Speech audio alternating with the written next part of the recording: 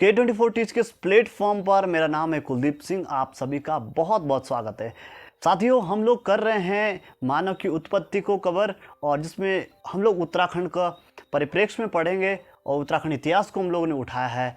उसी कड़ी में हम लोग आज तीसरा दिन है ये, और इस पे हम लोग क्या करेंगे कि हम महाकल्प और युग और कल्प इसको हम लोग समझ रहे हैं, जिसमें आज हमने उठाया है महाकल्प में हमारे पास है मेसोजोइक, युग में हमारे पास दूसरा है, और जो कल्प है उस पर हम लोग चर्चा करेंगे। अभी आइए तो शुरू करते हैं आज।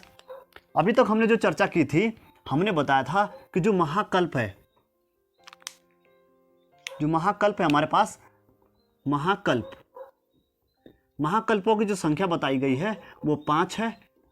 और जो युग है, आपने देखे होंगे अभी तक कि युग हमारे पास 4 होते हैं, और ऐसे जो कल्प या जिनको शक भी बोलते हैं, शक, इनकी संख्या बताई गई है 18।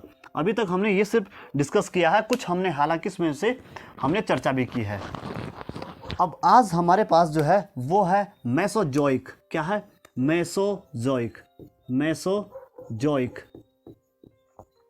मेसोजोइक महाकल्प। हम लोग इस महाकल्प को चर्चा कर रहे थे, और अगर आपने अभी तक पिछले 2 वीडियोस नहीं देखी है तो आप उनको देख लें। आपको उम्मीद करता हूँ अच्छा समझ आएगा। तो इसमें हमारे पास युग की अगर बात करें हैं तो इसमें आज हमारे पास है द्वितीयक युग। कौन सा है? द्वितीयक युग चल रहा था हमारा। और हमारे पास जो है, जो हमारे पास कल्प चल रहा है, यानी कि सबसे बड़ा होता है महाकल्प, उसके बाद युग होता है, उससे छोटा फिर कल्प होता है। एक महाकल्प में युग एक आता है वैसे सामान्यतः, और एक युग में बोले तो एक महाकल्प में बहुत सारे कल्प आ जाते हैं। ऐसे इस प्रकार से इसका फ्रेम है। और ऐसे इसमें हमारे पास जो आज है वो है ट्रियासिक। पहला देखते हैं हम इसको बांट देंगे। पहला है हमारे पास ट्रियासिक। किस पर हम लोग चर्चा कर रहे हैं? ट्रियासिक कल्प। और इसके जो सवाल बन सकते हैं उन पर हम लोग चर्चा करेंगे। ट्रियासिक कल्प वो कल्प था जो मानव की उत्पत्ति में, यानी कि जो मानव उत्पत्ति उसकी उसी विकास यात्रा को तो हम लोग पढ़ रहे हैं, जीवों की, जंतुओं की उत्पत्ति के लिए। तो इस कल्प में क्या होता है, अब धरा पर ऐसे जीव आ गए हैं जो जब चल रहे हैं ना, तो ऐसे नहीं चल रहे कि जैसे हम लोग 2 पैरों पर चल रहे हैं, नहीं। वो क्या करे, साढ़े अपनी छाती जो है नीचे जमीन पर टच करके चल रहे हैं। तो सोचो जरा, ऐसे क्या जीव होंगे, आप खुद ही सोच लो। तो इसमें हमारे पास जैसे प्रमुख प्राणी है, प्रमुख जंतु है हमारे पास केकड़ा था नंबर 1। उसके बाद हम देखते हैं कि इसमें इस श्रेणी में और क्या था। आप सोच रहे होंगे सांप का आ गया। हाँ बिल्कुल है जी, अजगर भी इसी श्रेणी में था। इसके साथ साथ और क्या था हमारे पास? तीसरा श्रेणी, माफ कीजिएगा, केकड़ा था, इसमें अजगर आ गया, और बहुत सारे ऐसे, जैसे घड़ियाल हो गया। घड़ियाल भी इसी श्रेणी में आता था ये। तो यानी कि ये जीव आ गए हैं, जब चल रहे हैं तो अपनी छाती को टच करें। जैसे आप लोग देखते होंगे जब हम छोटे हुआ करते थे, या कोई बच्चा आप देखते होंगे, तो जब वो चलना सीखता है, सबसे पहले ऐसा नहीं कि उठ गया हाँ जी चलना, वो क्या करता है, जब सबसे पहले तो ऐसे घूमता हो नीचे, अगर बिठा दो उसको, ऐसे में लेट गया हो तो यूं घूमेगा वो, और जब चलने की कोशिश करेगा तो अपने छाती के दम पर, छाती के बल पर आगे चलेगा। ऐसा करता है बच्चा। तो यानी कि और इसमें अगर हम बात कर रहे थे कि भारत में कुल 8 प्रकार की चट्टानें थी, उसमें से हम लोग लास्ट जो हमने चर्चा की थी विंध्य क्रम की चट्टानों पर, जिस विंध्याचल हमारे भारत में देखने को मिलता है। अब हमारे पास जो है गोंडवाना क्रम की, यहाँ पर ट्रियासिक कल्प में हमारे पास देखने को मिलती है गोंडवाना। कौन सी? गोंडवाना क्रम की चट्टानें हमको देखने को मिलती है। और इन गोंडवाना क्रम की चट्टानों में उनकी क्या विशेषता है, जो सवाल बन सकते हैं, उन पे हम लोग चर्चा कर रहे हैं। तो मेरे साथियों, मेरे बब्बर शेरों, मेरे मिट्टी के शेरों, देखो यहाँ पे इन गोंडवाना क्रम की चट्टानों में हमारे पास मिलता है कोयला। क्या मिलता है? कोयला। अब कोयला हमने चर्चा किया था जो हमारे इससे पहले कार्बोनिफेरस युग था वहाँ हमको मिला था कौन सा कोयला, सबसे बढ़िया वाला एंथ्रेसाइट, और वो सबसे पुराना भी था। अरे भाई जो पुराना होगा ना वो बढ़िया भी होगा, तो ऐसे कुछ यहाँ हुआ। उसके सबसे बेस्ट क्वालिटी का कोयला बोला जाता है एंथ्रेसाइट। उसके बाद गोंडवाना क्रम की हमें जो चट्टानें थी यहाँ पे मिलता हमें दो प्रकार का कोयला सामान्य देखने को मिलता है। कौन कौन सा? एक मिलता हमको इसमें लिग्नाइट, लिग्नाइट लिग्नाइट प्रकार का, और दूसरा इसमें हमें मिलता है लिग्नाइट मिल गया, और बिटुमिनस, बिटुमिनस बिटुमिनस प्रकार का कोयला, यानी कि लिग्नाइट और बिटुमिनस। यानी कि जो हमारा ट्रियासिक कल्प है इसमें हमें ये जो मुख्य सवाल बन सकते हैं वो ये हैं। तो ये हमारे ट्रियासिक कल्प में की बातें हो गई। अब बढ़ते हम लोग आगे, और अगला हमारा जो कल्प आने वाला है।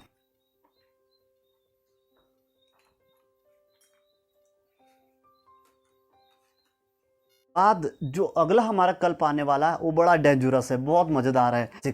कौन सा? जुरासिक। आप सोच रहे होंगे ये क्या चीज है? अरे यही तो है जिस पे सारी मूवी बनती है, जुरासिक कल्प।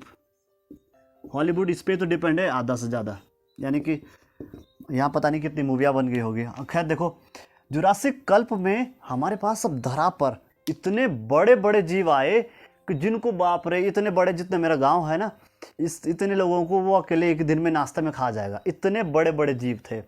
आप समझ रहे होंगे किसकी बात हो रही है। इस जुरासिक कल्प में जो विकसित जीवधारी हैं मुख्यतः वो देखते हैं हमारे पास देखने को मिलते हैं डायनासोर, डायनासोर।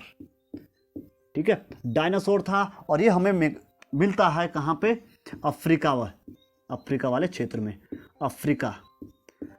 साथ ही एक और हमारे पास ऐसा जीवधारी मिल गया है जो विचित्र है, और वो है हमारे पास कंगारू। क्या मिला है? कंगारू। और कंगारू हमें कहाँ मिलता है? ऑस्ट्रेलिया में, ऑस्ट्रेलिया में हमें देखने को मिलता है। और इस कल्प में तो ये चीज़ें ये तो महत्वपूर्ण थी। डायनासोर की उत्पत्ति जुरासिक कल्प में, कंगारू हमें जुरासिक कल्प में। और एक और महत्वपूर्ण बातें हैं इस कल्प की, तो इसमें हमारे पास कुछ ऐसे भी जीवधारी आ गए हैं जो कैसे थे। अब स्थल में तो ठीक है, स्थल में आ गए बड़े बड़े, अरे भाई इनको तो एक ही दिन में नाश्ते में खा जाएंगे सब। अब क्या है, वो कुछ ऐसे भी मिले हमारे पास जो अब बचाव के लिए कहीं तो और तो जाएंगे, ये नहीं। तो वो क्या है? स्थल वायवीय बोले उनको। अब क्या बोले, ये अच्छा नाम रहेगा, स्थल वायवीय। यानी कि स्थल के साथ साथ जो हवा में भी चल रहे हैं वो। और ऐसे क्या हो सकते हैं हमारे पास? ऐसे हमारे पास विकास होता है पक्षी, यानी पक्षियों का जो विकास है, पक्षी भी इस युग में हमें देखने को मिल रहे हैं। अब यानी पक्षियों का भी विकास हो गया है। ये थी जुरासिक कल्प की मुख्य बातें। वो आता है क्रिटेशियस। कौन सा आता है? क्रिटेशियस। इसको हम पूरा रफ कर देते हैं, यही चल रहा है बस। हालांकि थोड़ा मैंने बोर्ड साफ कर दिया है, यहाँ से करते हैं इसको शुरू। हमारे पास है अगला क्रिटेशियस।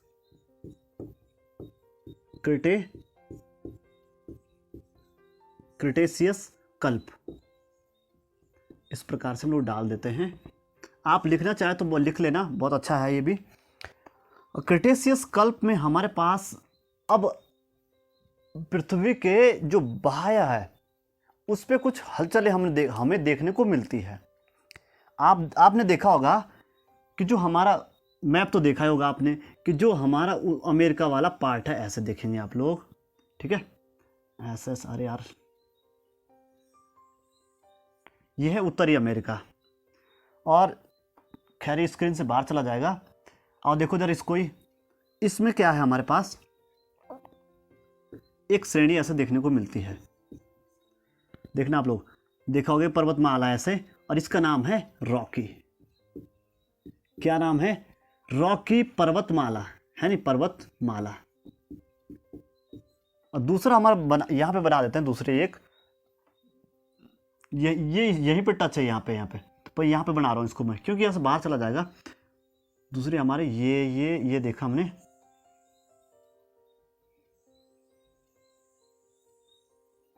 ठीक है, ये है। और इस तरफ को अब देखेंगे एक पर्वतमाला यहाँ पे हमको देखने को मिलती है।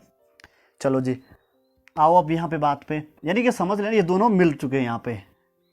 और इस जो यहाँ पे पर्वतमाला है इसका नाम है एंडीज। क्या नाम है? एंडीज। मेरे मिट्टी के शेरों समझना, इसको मस्त चीज़ें हैं ये। एंडीज पर्वतमाला यहाँ पे है, दक्षिणी अमेरिका में है, इसका नाम है दक्षिणी अमेरिका, आपको पता है। और ये है उत्तरी अमेरिका। कौन सी है? उत्तरी अमेरिका। हुई कुछ बात ऐसे, क्रिटेशियस युग में क्या हुआ कि जो हमारी इस अमेरिका यानी कि अमेरिका क्या स्थल भाग है, स्थल वाला भाग, और दूसरा था हमारा इसके जो इस बगल में है यहाँ पे ये प्रशांत महासागर। क्या? कौन सा? प्रशांत महासागर। प्रशांत महासागर। अब जो है पृथ्वी के अंदर हम देखते हैं अगर, तो हमारे पास एक चीज़ पाई जाती है। कैसे?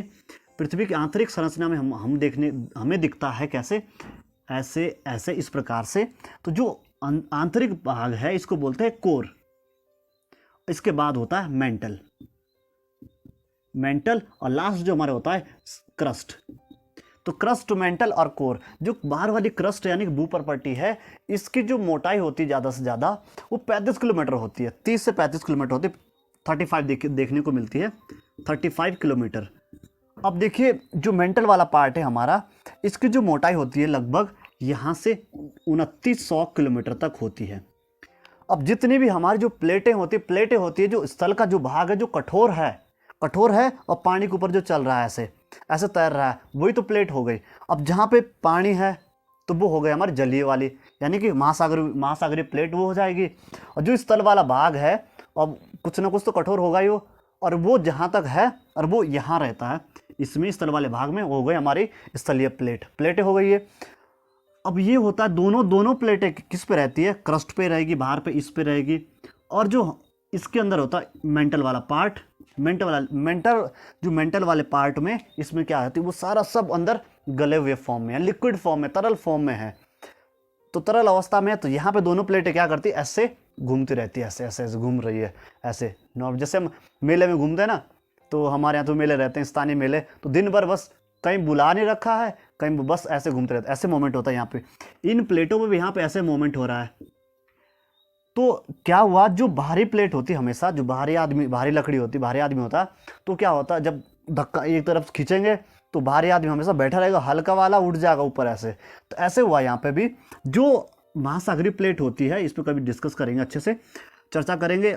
महासागरीय प्लेट हमेशा भारी होती है क्योंकि इसमें वजन ज़्यादा रहता है, पानी भी रहेगा और जो भाग होता है वो भी इकट्ठा ऐसा सिकुड़ा होगा ना, तो भारी होगा वो। अब जो स्थल वाला भाग है, हमारा स्थल वाला पार्ट है, ये उसके अपेक्षा थोड़ा हल्का रहता है। तो जैसे ये महासागरीय प्लेट है, ये क्या इसके तरफ घूमना शुरू कर दी, इसकी तरफ चलना शुरू किए। अब जो महासागरीय स्थलीय प्लेट है वो इसकी तरफ आ रही है ऐसे, तो क्या हुआ, ये इसके नीचे धंस जाएगी। ठीक है, प्रशांत महासागरीय प्लेट है, ये अमेरिका वाले प्लेट के नीचे धंस गई ऐसे अंदर। जैसे अंदर गई ये, इससे क्या हुआ, यहाँ से ऐसे जैसे अंदर गई तो ये अंदर जाती रही और इस वाले पार्ट में पहुंच गई, और यहाँ पहुंच गई तो वो गल गई अंदर। तो भैया यहाँ छिद्र भी तो बहुत हो गए होंगे जहाँ से अंदर घुस रही थी। जैसे मान के चलिए यहाँ से घुस रही है ऐसे, तो यहाँ पे कुछ दरार भी तो दिख रही होगी। तो इस दरार से क्या हुआ कि बाद में थोड़ा जो है अब दिक्कत होने लग गई। तो यहाँ से जो है अब थोड़ा लीक का मतलब यहाँ पे है कि ये ब्लास्ट हो गया। ब्लास्ट कैसे? ज्वालामुखी फटे, वोल्केनो इसको बोलते हैं। और ये फटा बाहर, और यहीं पे इन क्षेत्रों में फटा वो बाहर, वो लावा बाहर आया और इस जो यहीं पे जम गया। तो यही जो आज जो हमारे देखने को मिलते हैं उत्तरी अमेरिका में, रॉकी पर्वतमाला और एंडीज पर्वतमाला जो है, ये इस वक्त की हमारी इनकी जो ये संरचनाएं बनती है, ये रॉकी और एंडीज, तो इस वक्त के हमारे क्या है कि क्रिटेशियस कल्प की।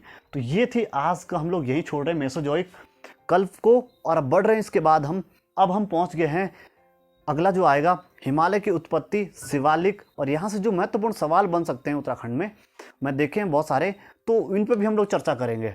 तो आपको कैसा लग रहा है आप हमें बताएं, कमेंट में बताएं। तो फिर मिलते हैं आपको अगले वीडियो में, तब तक के लिए अपना ख्याल रखिएगा, और लाइक से सब्सक्राइब आप कर सकते हैं। जय हिंद।